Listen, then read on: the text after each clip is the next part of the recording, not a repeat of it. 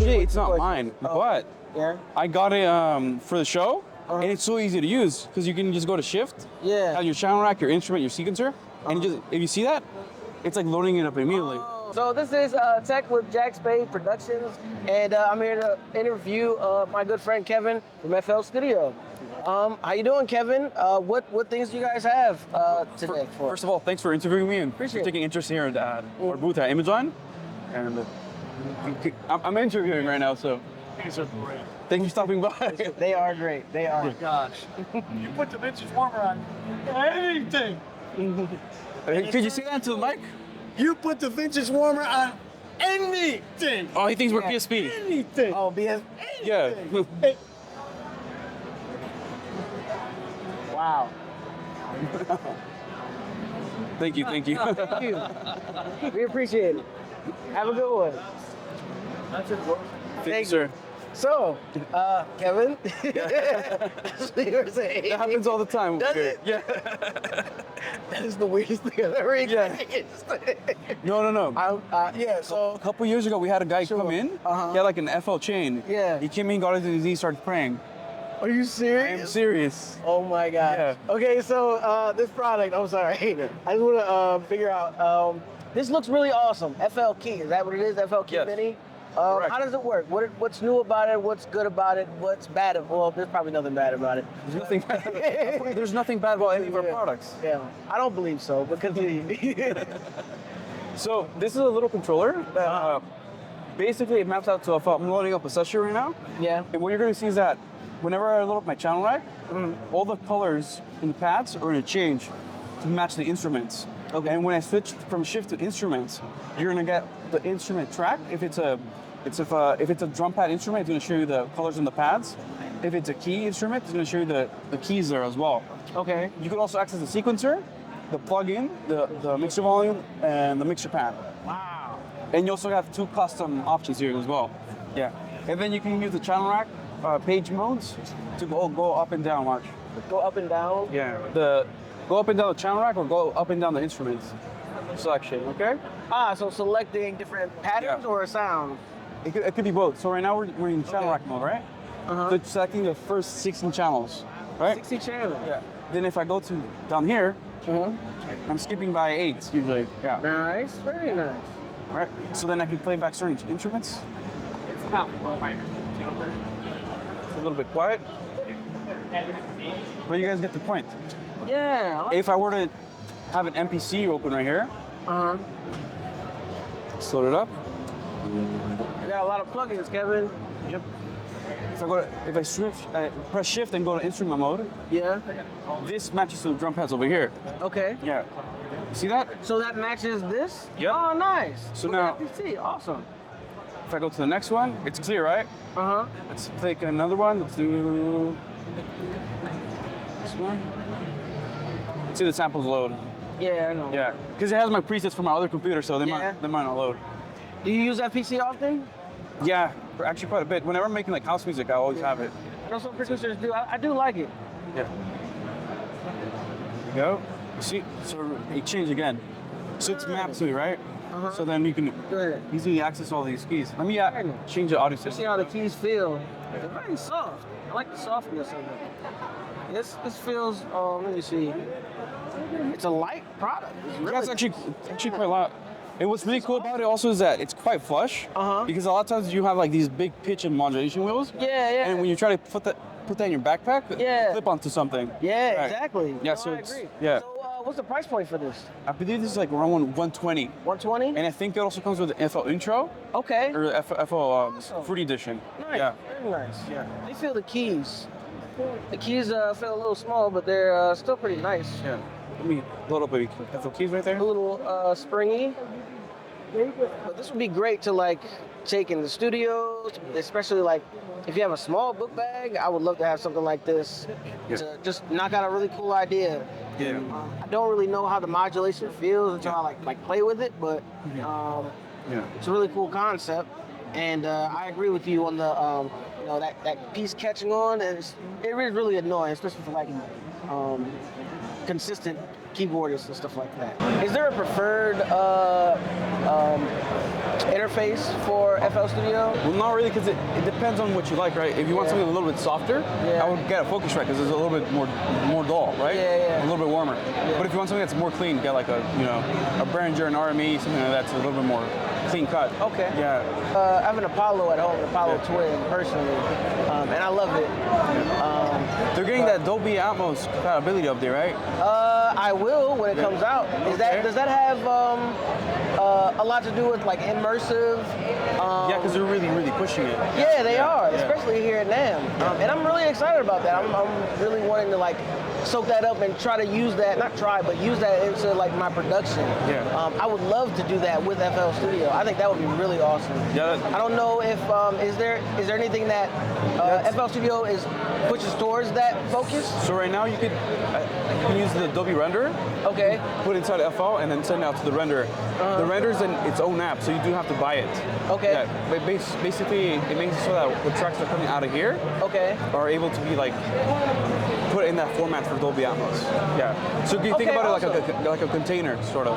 Gotcha. Yeah. Interesting. Yeah. Do you know what price point that is at as well, or The Dolby Atmos stuff, I think it's no, the render? I think that you were mentioning. the render is I think $200. 200. Okay. Yeah. They dropped it in price because it used to be like 300. Okay. Yeah. Cool. That's better than nothing. Yeah. That's still good. Is that wave candy? Yeah. Nice. Do you use that? Like, do you keep that up on your production? Yeah, of course. Yeah, because it's really easy to see the bass. Like, you see that bass line right there? Yeah. And you can see all the harmonics. Like it's it's just so clean to use. I never looked at it like that. And then when you see the bass line right here, Yeah. you can see the first harmonic, second harmonic, third, and so on. Yeah. Interesting. So it really helps you like scope out your sound. Yeah. Yeah. I'm definitely using that. Thank you, Kevin. How do you get a job like this? To do this all day. This seems like the dream job. Like I would love to do. It's really difficult as well because you do have to use a lot of software. So you always have to be learning. And I that's love software. That's the one thing. You always have to be learning. Yeah. There's not one day that goes by where you're not reading a new manual or a new product instruction guide or something like that. Whew. Yeah, That because sounds. there's so much stuff that comes out. Yeah. Like with FL, like a couple of weeks ago, they put out like a new update. So like you gotta go read that update and learn what it does, Man. see what bugs it fixes and all that. Yeah. You got to be up to Yeah. date on it. No, I can understand Yeah. that. But that's the job. But I can get how that can Yeah. be a challenge. But that's Yeah. really cool though. Yeah. I know those updates, man. I have updated, but I'm sure like you said, there's probably an update next month, right? Yeah. Do you know what updates the- are? Go ahead. Yeah, like you're saying, like it's difficult, but the best thing about it is that you gotta educate people and help people out. Yeah. Yeah, because what I like the most about NAMM is that people, end users, come to us and let me know, oh, I had this issue with it. I'm like, oh, let me solve it on the spot. Yeah, that's awesome. Yeah, like we had some issue with What kind of issues have you had to resolve? There's a big tip. A lot of people have this issue that they like the FL pattern workflow from back in the day, where you would have one track on the playlist, and it would be just one pattern over and over again, right? So people would make different patterns and just sequence them out like that. Okay. After FL11, they removed the blocks feature, right? But if you go to new from template, if you go to other, you can put blocks. And it shows you, and it basically loads up with a template that's a track and a pattern for that track. Oh, wow. So whenever you're on pattern track 1, it's always pattern 1. Yeah, that's cool. Pattern 2. Yeah. So if we go to It's an pattern, entirely different workflow. yep. And that's how it used to be back in the days, right? Yeah.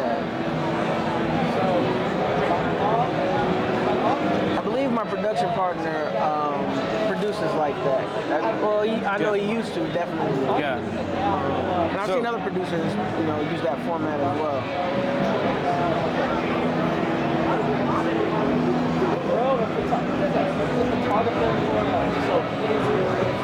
Are there any other changes with that block pattern or So that works like as traditionally it would. preset? The reason it works though is because we can lock the track right here, Yeah. track mode, and you can lock to content. Okay. So when you lock to content, you could also use this with audio.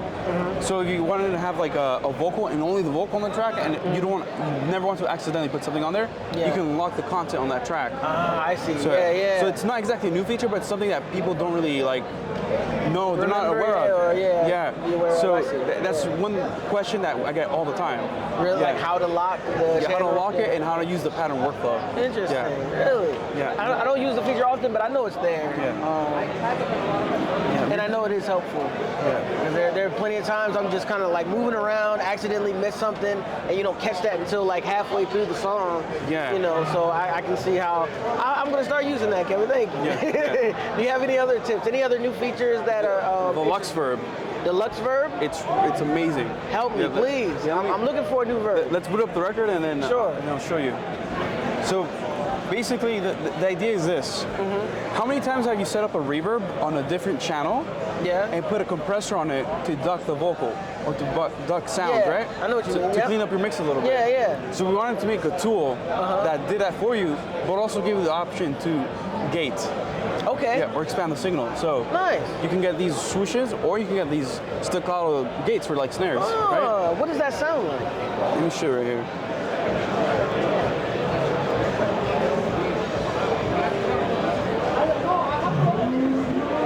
So you're ducking the reverb and you're gating? Yeah.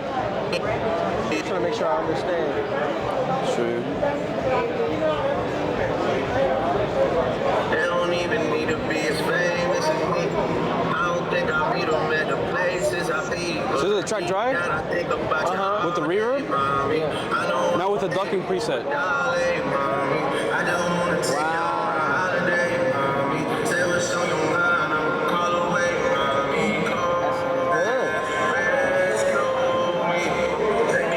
So now you can make a huge reverb. Okay. That's a lot of control. Yeah.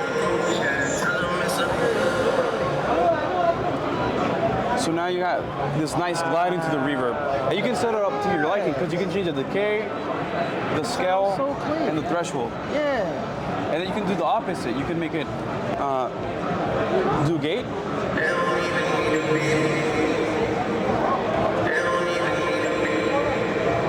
So now even though it's a long reverb,